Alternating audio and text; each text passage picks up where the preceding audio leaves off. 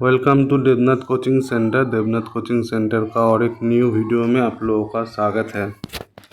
तो देखिए, मैं टीसीएस का जो टेक्निकल एग्ज़ाम हुआ है अभी तक, तो उसका जो प्रीवियस ईयर का क्वेश्चन है वो करा रहा था।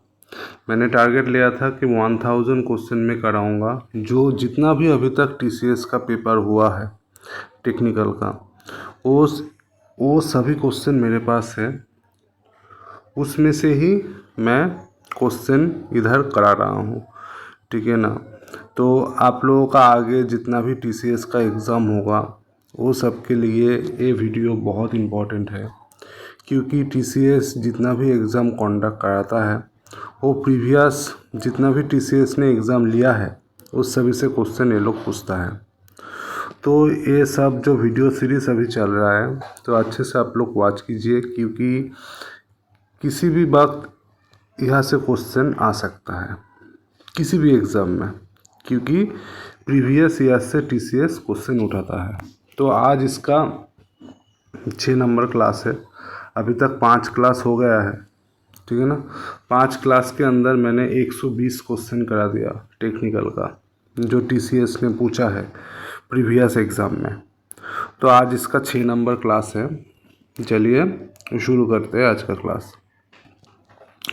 तो फर्स्ट क्वेश्चन ये है कि for an ISO M5 thread के लिए standard pitch the recommended drill diameter for tapping. Drill diameter कितना होगा M5 थ्रेड के लिए। देखिए, इधर दिया हुआ है M5। हम लोग इसको देख के कह सकते हैं एक कोर्स टाइप का है, ठीक है ना। कोर्स टाइप का है, कोर्स टाइप का थ्रेड है। M5 जो है वो कोर्स टाइप का है, क्योंकि अगर इधर इंटू करके पिच दिया हुआ ना है, अगर पिच लिखा हुआ ना है तो फिर एक कोर्स टाइप के अंदर चला जाता है। अगर पिच लिखा हुआ रहता तो फिर फाइन के अंदर चला जाता। तो अगर कोर्स टाइप का थ्रेड होता है तो हम लोगों को इसको याद रखना पड़ता है। जैसे मान के चलिए M12 का क्या होगा, ठीक है ना, M14 का क्या होगा, M5 का क्या होगा, ठीक है ना। इधर M5 पूछा है, सबको याद रखना पड़ता है। तो मैं एक ट्रिक बोल देता हूँ, ये ट्रिक आपको कहीं भी नहीं मिलेगा। तो जो ट्रिक है वो ट्रिक आप लोग याद रखना। आप चाहे तो आप लोग इसको याद भी रख सकते हैं कि M5 के लिए 4.2 आता है। चाहे तो ट्रिक भी अप्लाई करके आप लोग कर सकते हैं। अगर कोई भी मतलब कोर्स थ्रेड का दे दे तो फिर उधर आप लोग 0.85 से गुना कर सकते हैं। 5 को अगर 0.85 से अगर गुना करेंगे तो अप्रॉक्सीमेटली 4.2 आ जाता है, ठीक है ना। अप्रॉक्सीमेटली 4.2 आ जाता है। अब गुना करके देखिए, ठीक है ना। तो 85 से 5 को गुना कीजिए, 25 2 42 क्या क्या रहा है, 42/100 कितना आएगा, 4.2 आ जाएगा। 4.2 आ जाएगा, कितना आ जाएगा गुना करके 4.25। तो इधर से अगर अप्रॉक्सीमेटली आप लोग लेंगे तो 4.2 ले सकते हैं। पॉइंट के बाद एक ही घर लेना है, ठीक है ना। ये शॉर्ट ट्रिक था। अगर किसी भी कोर्स थ्रेड हो उसके साथ आप लोग 0.85 गुना कर दीजिए, जो आएगा वही ले लेना और अप्रॉक्सीमेटली लेना, ठीक है ना। पूरा मत लेना है। जैसे आएगा 4.25 तो लेना है 4.2, ठीक है। तो चलिए चलते हैं नेक्स्ट क्वेश्चन के ऊपर। ये जो मैंने अभी बोला ये ट्रिक आपको किसी भी बुक में नहीं मिलेगा। मैंने बोल दिया, इसको याद रखना, ठीक है। याद रखने से आप लोगों का फ़ायदा है, क्योंकि आप लोगों को सभी थ्रेड का याद करना नहीं पड़ेगा, ठीक है ना। सिर्फ ये वाला चीज़ याद रखना कि किसी भी कोर्स थ्रेड का आ जाए तो उसके साथ 0.85 गुना कर दीजिएगा, ठीक है। नेक्स्ट क्वेश्चन देखिए। नेक्स्ट क्वेश्चन है development of a circle of A right circular cone. अगर हम लोग एक राइट सर्कुलर कोन कैसा होता है, ऐसा होता है राइट सर्कुलर कोन, ठीक है ना, वो नीचे वाला पार्ट ऐसा सर्कुलर होगा। तो किससे गुण, वो किससे बना होता है, ठीक है ना। देखिए क्वेश्चन को थोड़ा समझिएगा। मान के चलिए एक सर्कल है, ठीक है ना, सर्कल का ये सेंटर पॉइंट है। इधर से हम लोग ऐसा कर सकते हैं ना, इधर से अगर हम लोग ये पार्ट को काट कर लेंगे तो कैसा आएगा, ऐसा आएगा ना। तो ऑप्शन सी में है सेक्टर ऑफ ए सर्कल। तो ये पोर्शन जो है ये तो एक सर्कल का ही सेक्टर है, ठीक है ना। तो ऑप्शन सी इधर से करेक्ट हो जाएगा। तो राइट सर्कुलर कोन कहाँ से बनता है, सेक्टर ऑफ ए सर्कल। ये जो पोर्शन है ये सेक्टर ऑफ ए सर्कल ही है, एक सर्कल का सेक्टर है, ठीक है। इधर से और एक क्वेश्चन आता है। मान के चलिए ये सर्कल है, ये सेक्टर ऑफ ए सर्कल है। अभी अभी आप लोगों को ये एंगल का मान दे देगा। मान के चलिए थीटा है, ठीक है, इसका मान दे दिया 30 डिग्री, ठीक है, 30 डिग्री बोल दिया। और बोल दिया कि ये जो सेक्टर ऑफ ए सर्कल, ये जो सेक्टर है सर्कल का, इसका एरिया क्या होगा, एरिया निकाले, ठीक है, या रेडियस दे देगा, आर दे देगा। तो इसका फॉर्मूला क्या होता है, एरिया का फॉर्मूला होता है पाई आर स्क्वायर थीटा बाई 360, ठीक है ना। तो थीटा के जगह में 30 आ जाएगा, ठीक है, और आर तो दे देगा क्वेश्चन में, आर के जगह में आर आ जाएगा, आर दे देगा क्वेश्चन में, ठीक है ना। अगर एरिया पूछ ले ये वाला फॉर्मूला लगा देना, ठीक है ना।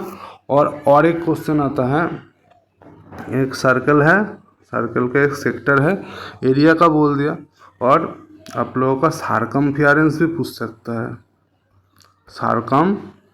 सार्कमफेरेंस भी पूछ सकता है। तो सार्कमफेरेंस का फॉर्मूला क्या होता है, सार्कमफेरेंस का फॉर्मूला होता है 2 पाई आर थीटा बाई 360 डिग्री। अभी देखिए थीटा का मान दे देगा, थीटा का मान ले लीजिए 30 डिग्री, आर का मान भी क्वेश्चन में दे देगा। तो इधर से आप लोग सार्कमफेरेंस बार कर सकते हैं। तो क्वेश्चन में रहेगा circumference of the sector of circle, ठीक है ना। तो ये फॉर्मूला अप्लाई करना। अगर पूछ ले area of the sector of circle, तो पिछला वाला जो मैंने दिखाया वो फॉर्मूला अप्लाई करना, ठीक है। तो एक ही क्वेश्चन में 3 क्वेश्चन का मैंने बोल दिया। तो चलिए चलते हैं नेक्स्ट क्वेश्चन की तरफ। फोर्स ऑफ फ्रिक्शन, तो 122 का ऑप्शन सी करेक्ट है, ठीक है। तो force of friction always act on moving object and its direction shall be. बोल रहा है कि फोर्स जो होता है, फोर्स ऑफ फ्रिक्शन, जो फोर्स का जो फ्रिक्शन होता है, always act on moving object its direction. जो फोर्स का जो फ्रिक्शन होता है उसका डायरेक्शन कहाँ होता है। देखिए मान के चलिए एक ऑब्जेक्ट है, ठीक है ना, तो एक प्लेन है, तो इसको हम लोग इधर पुश कर रहे हैं, ठीक है, इधर की तरफ हम लोग मूव कर रहे हैं। तो इसका जो फ्रिक्शन होगा तो नीचे की तरफ होगा ना, फ्रिक्शन जो होगा वो नीचे की तरफ होगा, है ना। तो फ्रिक्शन हमेशा ऑपोजिट डायरेक्शन में काम करता है, ठीक है ना।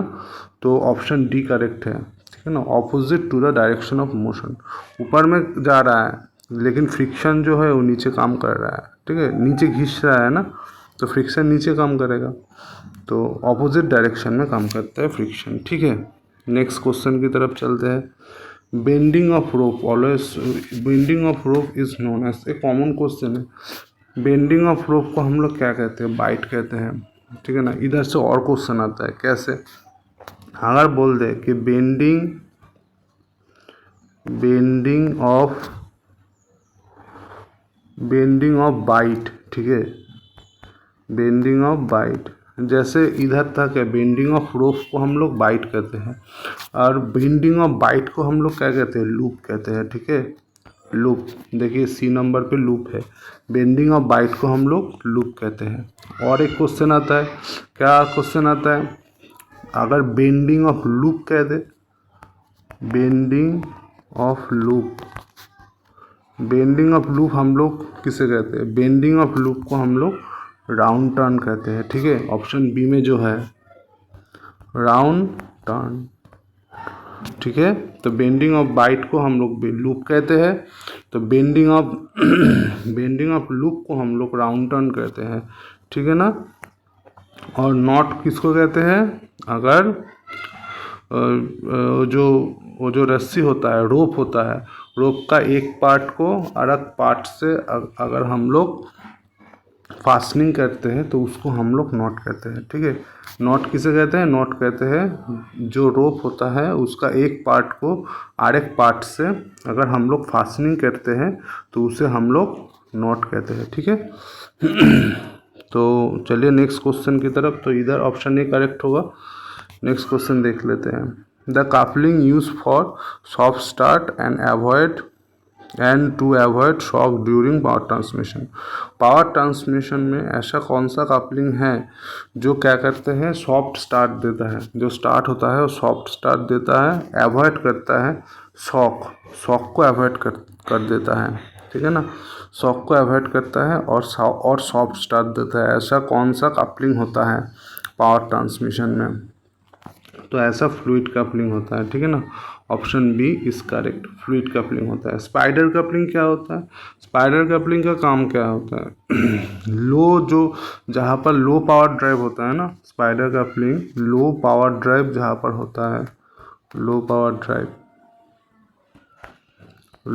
ड्राइव जहाँ होता है वहाँ पर हम लोग स्पाइडर कपलिंग यूज़ करते हैं। स्पाइडर कपलिंग देखने में कैसा होता है? ऐसे होता है, ये 6 लेग होता है। एक क्वेश्चन भी आता है कि स्पाइडर कपलिंग में कितना लेग होता है? 6 लेग होता है, ठीक है। 1 2 3 4 5 और एक हो जाता है, ठीक है। 6 लेग होता है, ऐसे होता है, ये होता है स्पाइडर कपलिंग, ठीक है। स्पाइडर कपलिंग यूज़ होता है लो पावर ड्राइव में और इसका 6 लेग होता है, ठीक है। और गियर कपलिंग यूज़ कहाँ होता है? गियर कपलिंग यूज़ होता है आप लोगों का high speed and high power capacity. High speed जहाँ हो, high speed and high power,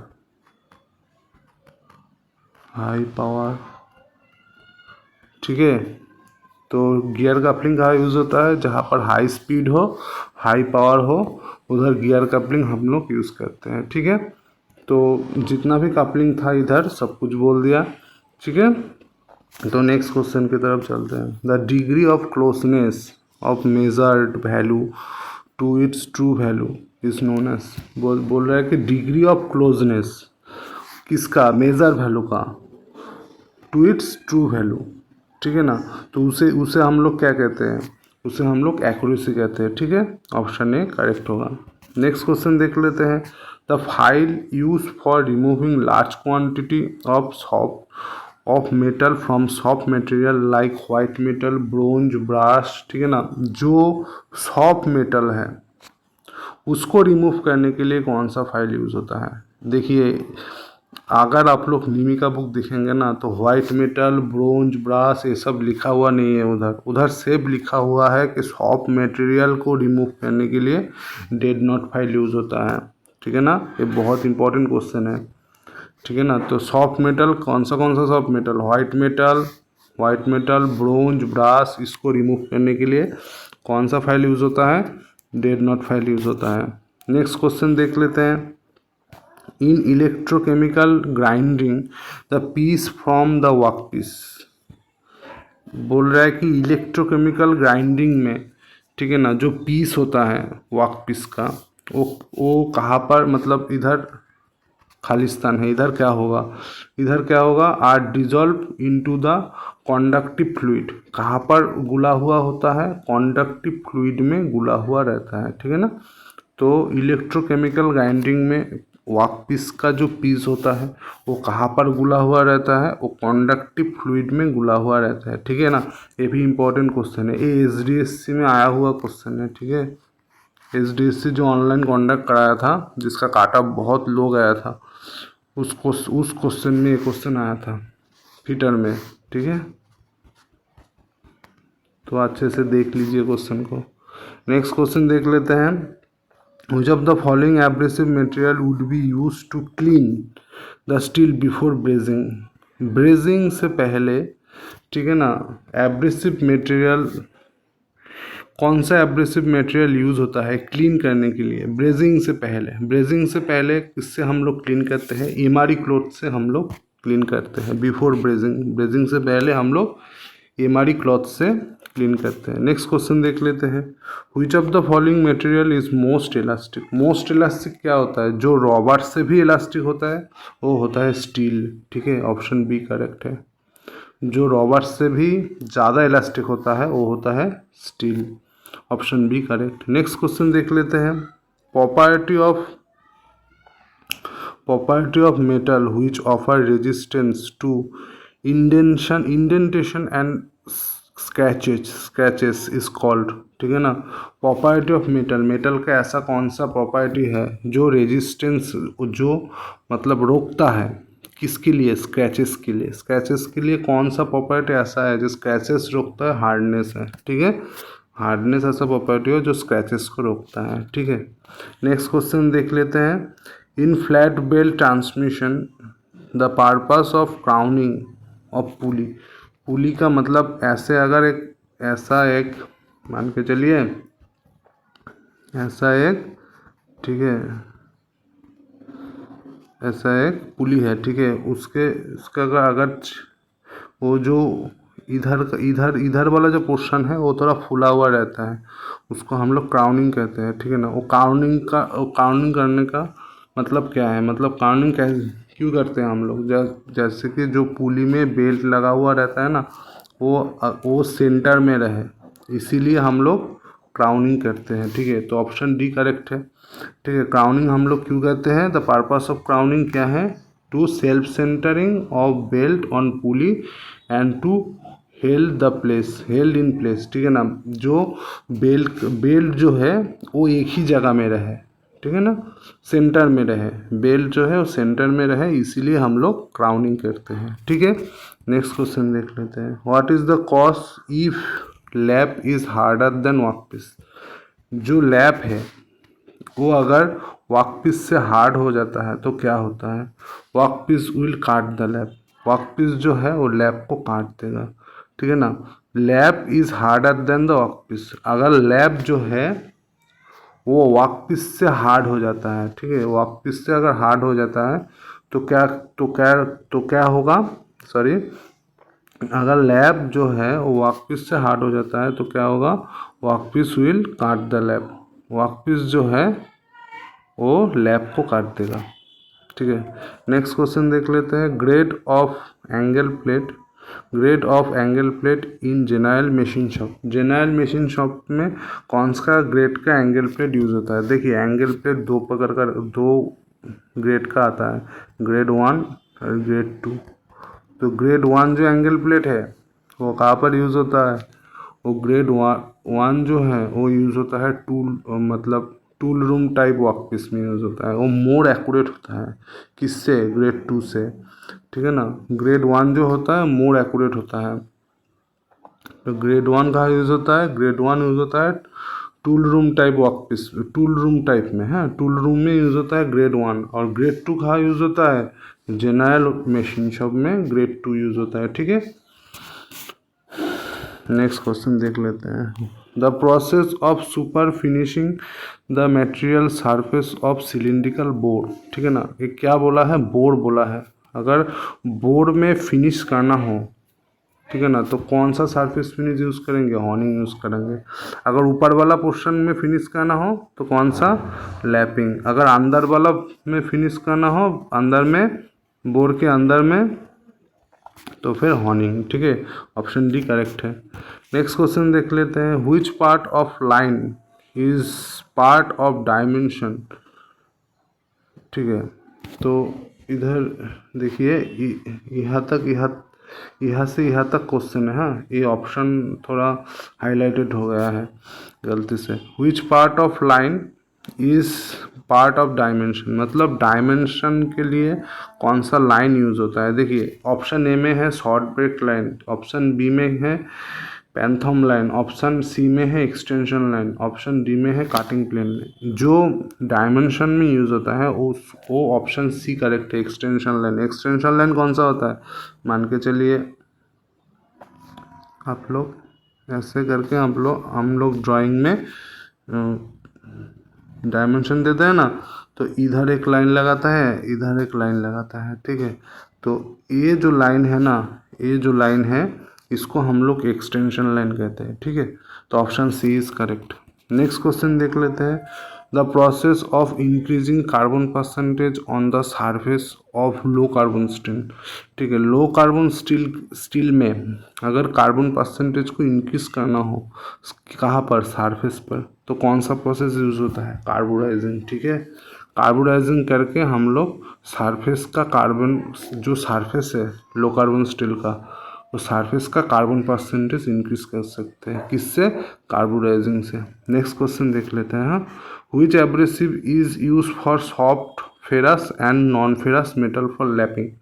lapping के लिए, लैपिंग में फेरस और नॉन फेरस, ठीक है, लैपिंग में ferrous and non ferrous metal को लैप करने के लिए, एंड सॉफ्ट, ठीक है ना, soft ferrous and non ferrous, soft होगा ferrous and non ferrous metal को लैप करने के लिए कौन सा एब्रेसिव यूज होता है, एल्यूमिनियम ऑक्साइड यूज होता है। एल्यूमिनियम ऑक्साइड का फार्मूला क्या होता है, Al2O3, ठीक है, एल्यूमिनियम ऑक्साइड यूज होता है, ठीक है। नेक्स्ट क्वेश्चन देख लेते हैं। What is the hardening temperature of HSS। HSS का हार्डनिंग टेम्परेचर कितना होता है, 1250, 1250, ठीक है। नेक्स्ट क्वेश्चन देख लेते हैं। Switch block is made of. Switch block किससे बना हुआ होता है, switch block malleable cast iron से बना हुआ होता है, ठीक है। तो ऑप्शन बी करेक्ट है, ठीक है। तो फिर आज इतना ही, हाँ 140 तक हो गया है। इसी तरह मैं इसको कंटिन्यू करता जाऊंगा। मेरा टारगेट है 1000 क्वेश्चन, जितना भी TCS ने एक टेक्निकल का एग्ज़ाम कंडक्ट कराया है उस सब में से मैं लेकर आऊँगा, ठीक है। तो आज इतना ही, मिलते हैं नेक्स्ट वीडियो में। मेरा चैनल नया है, चैनल को सपोर्ट कीजिए और ज़रूर से ज़रूर सब्सक्राइब कीजिए, ठीक है। सब्सक्राइब कीजिए, दोस्तों के साथ शेयर कीजिए, ठीक है, और चैनल को लाइक कीजिए। मिलते हैं नेक्स्ट वीडियो में, तब तक के लिए टाटा।